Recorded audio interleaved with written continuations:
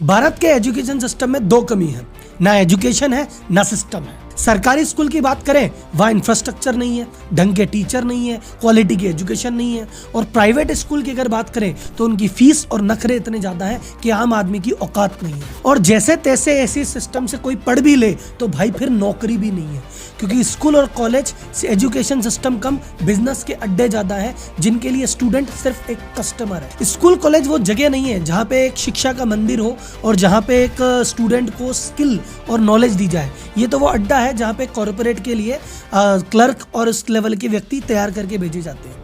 जो कुछ भी आज हमारे युवा के साथ गलत है वो स्कूल कॉलेज के सिस्टम की देन है, और ये चीज मैं इस वीडियो में प्रूव करके रहूंगा। पहले के जो फोन होते थे गोल गोल घुमा के उसमें डायल करना होता था, आजकल का फोन इतना अपडेट हो गया है कि हम वीडियो कॉलिंग तक कर सकते हैं। आपका टीवी बदल गया, आपका फ्रिज बदल गया, आपका एक एक इक्विपमेंट बदल गया, पर आपका एजुकेशन सिस्टम वही 100 साल पुराना सड़ा हुआ सा सिस्टम है जो अब किसी काम का नहीं है। पेरेंट्स अपना पेट काट के, अपने सपनों का गला घोट के हर चीज पे कॉम्प्रोमाइज करते हैं, बस एजुकेशन पे नहीं करते।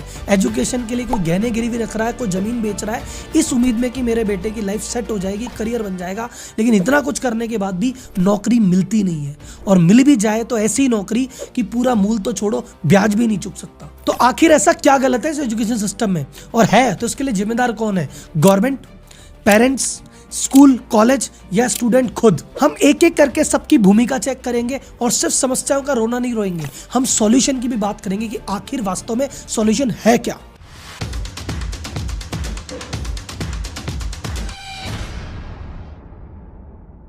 एक गरीब आदमी के पास आज की डेट में गरीबी से बाहर आने का एक ही तरीका है, एजुकेशन। कि अगर मेरा बेटा पढ़ लिख गया, उसका करियर बन गया, लाइफ सेट हो गई, तो हम गरीबी रेखा से बाहर निकल जाएंगे, हम भी सेट हो जाएंगे। इस उम्मीद में बहुत पैसे खर्च करता है, बहुत मेहनत करता है, बहुत संघर्ष करता है, लेकिन ये एजुकेशन सिस्टम उसका करियर बनाने के बजाय बर्बाद कर देता है और लाइफ सेट नहीं होती। कई बार तो इसी फ्रस्ट्रेशन में वही स्टूडेंट अपनी लाइफ अंत कर लेता है। पर आखिर ऐसा होता क्यों है? जब इतने कॉलेज हैं और इतनी स्कूल और इतनी पढ़ाई है तो बंदे की नौकरी क्यों नहीं लग रही? क्यों एसोचम कह रहा है कि 93% लोग नौकरी के लायक ही नहीं है, अनएम्प्लॉयड है या अंडर एम्प्लॉयड है। कई सर्वे में 80 होता है, कई सर्वे में 90 होता है। इतना बड़ा फर्क आखिर क्यों? इन सब के पीछे कारण है आज का मॉडर्न एजुकेशन सिस्टम। तो आज के एजुकेशन सिस्टम के चक्कर में बंदे में वो क्वालिटी डेवलप हो ही नहीं पाती जो कि आज का बाजार डिमांड कर रहा है। इसी चक्कर में उसकी नौकरी नहीं लग रही। तो ऐसा क्यों नहीं हो रहा, इसके एक बार इतिहास में चलते हैं तो आपको पता पड़ेगा ऐसा क्यों है। तो आज का जो एजुकेशन सिस्टम है वो डिजाइन किया गया है ब्रिटिश इंडिया के टाइम का।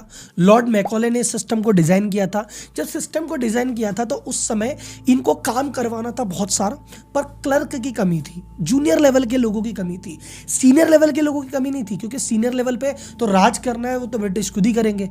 तो टॉप लेवल तो ब्रिटिशर्स के लिए रिजर्व था, नीचे लेवल के लिए आदमी चाहिए था। तो बोले यार इंडिया में तो लोग है नहीं हमारे काम के, तो बोले कोई बात नहीं, एक एजुकेशन पॉलिसी लाओ और इनको हमारे जैसा बनाओ। अब एजुकेशन सिस्टम का मतलब होता है किसी भी स्टूडेंट में एक चरित्र का विकास करना, उसे एक बढ़िया समझदार सभ्य नागरिक बनाना। लेकिन अंग्रेज ऐसा क्या सोचेंगे कि भैया हमें अच्छा आदमी बनाना है? बोले हमें तो ऐसा आदमी बनाना जो हमारे काम का हो। तो बैठ के मैकॉले और उस जो टीम थी और उस समय के जो लोग थे कि भैया कैसे आदमी चाहिए बताओ।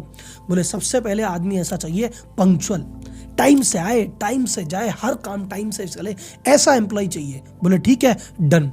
तो स्कूलों में आपके घंटी आई कि भैया सुबह घंटी है, टन टन टन टन टन, घंटी से आना है, घंटी से ही पीरियड लगेंगे, घंटी से ही लंच होगा, घंटी से ही वापस जाना है, ताकि हर बंदा घंटी से काम करने का आदी हो जाए। और ये जो पर्पस था, ये जो फैक्ट्री आई, फैक्ट्रियों में भी यही सिस्टम था। तो यही व्यक्ति जाके फैक्ट्री में जब मजदूर बनेंगे तो ये घंटी से इनका परिचय पुराना रहेगा। ये कारण था। दूसरा, बोले बताओ कैसा आज बच्चा चाहिए? बोले ऐसा बच्चा चाहिए जो ऑर्डर फॉलो करे, जो उसे कह दिया जाए बस आंख बंद करके फॉलो करे, अपना दिमाग नहीं लगाए। जैसे फैक्ट्री में अगर आके काम करेगा तो वहां पे एक पॉलिसी है सरकार की बनाई हुई, उसको फॉलो करे। अगर कोई सरकारी ऑफिस में काम करे तो वहां भी एक पॉलिसी का ध्यान रखे। तो भैया इसको रट्टेदार व्यक्ति बना दो। फिक्स स्कूल में फिक्स सिलेबस कर दिया कि भाई ये सिलेबस है, यही पढ़ना है, इसके कुछ आगे नहीं, इसके पीछे नहीं, जो इसमें लिख दिया फाइनल। अगर भारतीय बच्चे से पूछो कि भैया भारत में कितनी ऋतुएं होती है, तो बोलेगा 4। अरे भैया 6 होती है, लेकिन वो 4 ही बोलता है। क्यों? क्योंकि किताब में 4 लिखी है। अंग्रेजों ब्रिटिश में 4 होती, ब्रिटेन में 4 होती है, उन्होंने 4 लिख दी। अब तुमको 4 रटना पड़ेगा, 4 लिखना पड़ेगा। 6 लिख दिया तो नंबर कट जाएंगे तुम्हारे।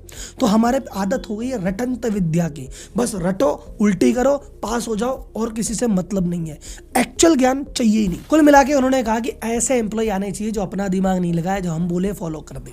तो सिंपल वैसे ही एजुकेशन सिस्टम बना और ऐसे ही लोग आ रहे। तीसरा उन्होंने कहा कि मुझे ऐसा व्यक्ति चाहिए जो भाई साहब ऑर्डर फॉलो करे, और नहीं फॉलो करे तो भैया डंडा भी मार दूं तो कुछ कहे नहीं, क्योंकि ये जब व्यक्ति सरकारी नौकरी में आएगा, काम नहीं करेगा तो इसका अफसर इसको मार भी सकता है, अंग्रेज है भाई साहब। फैक्ट्री में काम करेगा तो सुपरवाइजर मारेगा। इसकी आदत कैसे डलाए? स्कूल में टीचर डाल दिया, बोले तेरा काम क्या है, जो सिलेबस का रट्टा है वो रट्टा लगवा, जो रट्टा नहीं लगाए ना मारो। हाथ की उंगली में पेंसिल फंसा के ऐसे दबा दो, लकड़ी से मारो, बाहर खड़ा करो, टेबल पे खड़ा करो, बेइज्जत कर दो। तो स्कूल बेसिकली टॉर्चर सेंटर ज्यादा हो गया था। फिर एक और चीज जो मेरे को स्कूल ने नहीं सिखाई, या लॉर्ड मैकॉले के सिस्टम में ऐसी थी कि भैया कल को ज्यादा इनमें लीडरशिप के गुण डेवलप मत कर देना। कल को ये लीडर बन गए, नेता बन गए, हमारे खिलाफ ये आंदोलन खड़ा कर देंगे। एक हमें स्ट्रॉन्ग पर्सनैलिटी नहीं, एक दब्बू पर्सनैलिटी चाहिए। जो ओरिजिनल आइडिया लाए वो आदमी नहीं चाहिए, जो कॉपी करे वो वाला आदमी चाहिए। और इसीलिए इनके आपस में कोलैबोरेशन नहीं होना चाहिए, दोस्ती नहीं होनी चाहिए।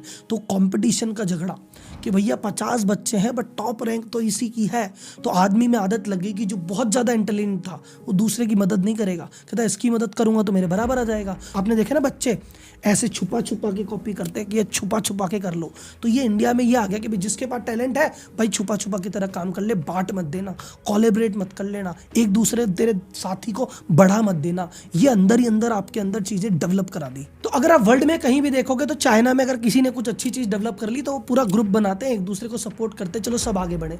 यूएस में होता है भैया, सिलिकॉन वैली में एक स्टार्टअप बन गया तो सब बाकी स्टार्टअप को हेल्प कर रहा है, एक इकोसिस्टम बना रहा है। यहाँ पे किसी ने कुछ अचीव कर लिया, चुपचाप लेना, किसी को बताना नहीं है। तो बॉन्डिंग कभी हुई नहीं, ट्रस्ट कभी बना ही नहीं, लीडरशिप कभी आई नहीं, ओरिजिनल आइडिया आए नहीं, सिर्फ कॉपी करना, रटना, गधे जैसे घिसना, ये हमको आ गया। तो अगर आपको लगता है कि राहुल जी इस तरह से तो बात को हमने कभी सोचा ही नहीं कि स्कूल हमारे साथ ये कर रहा है, कॉलेज हमारे साथ ये कर रहा है, हमारी जो पर्सनैलिटी इस तरह से शेप हो रही है, जिस तरह से हम बन रहे हैं, ये स्कूल कॉलेज के इस घटिया सिस्टम की वजह से बन रहे हैं। अगर आपको ये लग रहा है तो मुझे लाइक करके वीडियो के माध्यम से बताना और एक कमेंट जरूर करना, क्योंकि ये मेरे ही मन की उपज है, मैं ही हवा में चीज़ें फेंक रहा हूँ या वास्तव में ऐसा हुआ है। मुझे कमेंट बॉक्स में आपका साथ चाहिए।